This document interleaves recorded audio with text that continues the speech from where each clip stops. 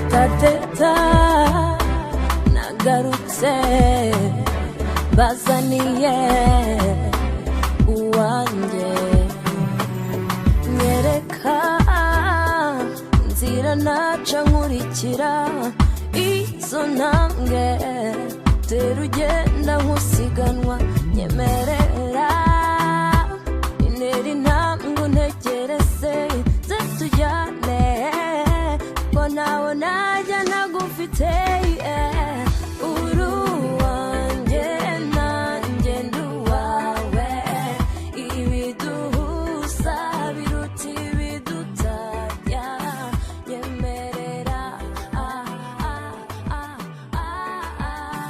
nyemerera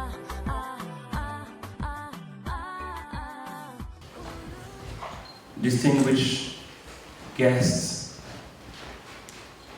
Lillian Greenwood, the MP of Nottingham South and Shadow Minister for Transport, ladies and gentlemen, Rwandan communities, thank you very much for being part of this day.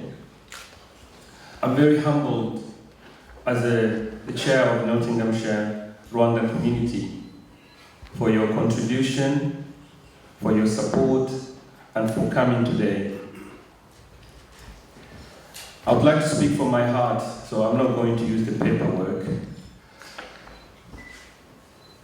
I would like to say that the Rwandan community in Nottingham is a thriving community. You can all see that we're coming from a broken society. Most of us came here after the 1994 genocide, and it's very difficult to gather together and work towards the future. But this is the beginning.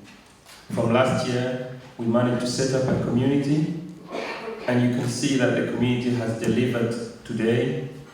Before today, we had a walk with the flame. That was also an achievement. And from now on, we need to ask the support from all of you to support the Rwandan community rebuilding itself. Already, there are some strong support from the Nottingham City Council by providing us the resources and providing us a place like this to celebrate our achievement. But to remember because it means we're giving dignity to our own people who perished. People perished in Rwanda in 1994 because they were left alone, because the bad regimes that were built by the colonial ideology from very long time, since in the 1940s, 50s, and that was carried on for a long time until 1994. For example, in 1959, my mother became a survivor of genocide. She walked from Rwanda to Congo and to Burundi, where she met my dad. And because of her stories about Rwanda, I always wanted to go back to Rwanda and live there. But when I went to live there in 1991 and 1994, the genocide also happened to myself. And I was only being able to be saved by 2 Belgian soldiers. In fact, at the time I was being saved, I really wanted to die because I was so hungry and dehydrated, and I did want, if I had some more force, I would go near the barrier where they were killing people for me also to be finished, because it's so unjust that everyone else has died and I was hiding. Anyway, there are lots of stories we can talk, but you've seen and you've listened by yourselves the importance of remembering. And we want this to be a culture of the world remembering their humanity, because genocide is not only for Rwandans, it's about humanity. And this genocide, as you will listen, it didn't just happen in Rwanda, it really happened somewhere else. But the Rwandan genocide has its particularity because it was the fastest and the most savage genocide. And because the genocide of Rwanda happened in the eyes of United Nations and the very powerful countries that were there in Rwanda.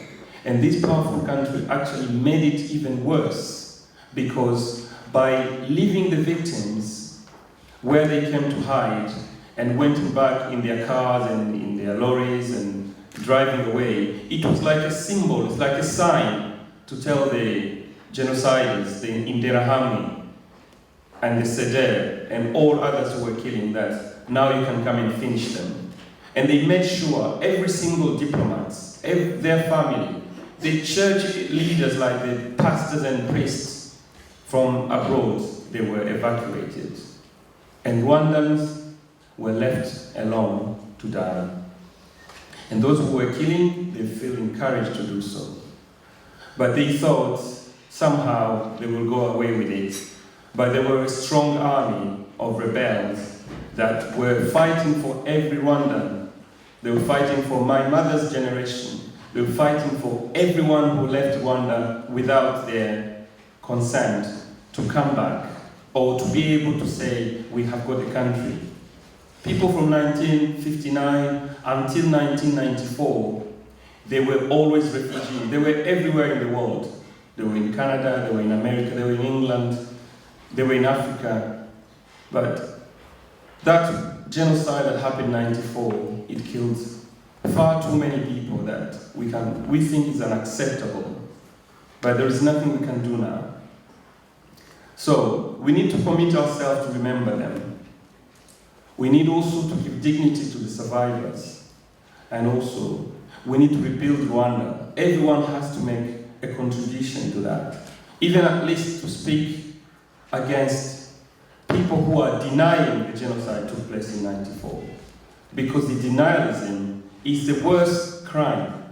If someone says, you're not a survivor, or if I say, nothing happened in Rwanda in 94, it may be just words, but they are very, very, very painful words to hear. So there is some pockets of denialism, but the internet and the time that genocide took place, there are a lot of documentaries, there are a lot of evidence. For example, the Aegis Trust has built the largest memorial center in the world, which is in Rwanda.